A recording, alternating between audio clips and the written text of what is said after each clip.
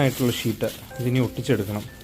ഇതാകുമ്പോൾ കുറച്ചുകൂടിയും ലൈറ്റ് കുറച്ചുകൂടിയും പുറത്തോട്ട് വരും, നല്ല രസമായിരിക്കും തോന്നുന്നു.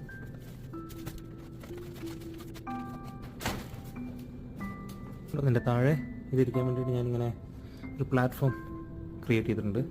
അതിനകത്താണ് ഇതിരിക്കുന്നത്. ഓക്കെ, അപ്പോൾ ഞാൻ ആ പേപ്പറെല്ലാം മാറ്റി, ഫ്രണ്ടിലെ പേപ്പറെല്ലാം മാറ്റി ഇനിയിപ്പം ബാക്കിയുള്ള പേപ്പർ ഒട്ടിച്ചെടുക്കണം. അതിൻ്റെ പരിപാടിയാണ്.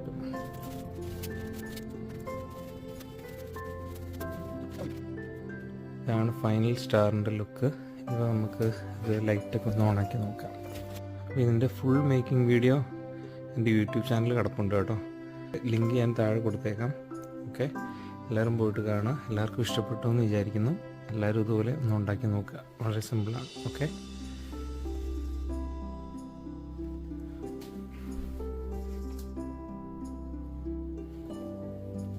ശരി, ബൈ.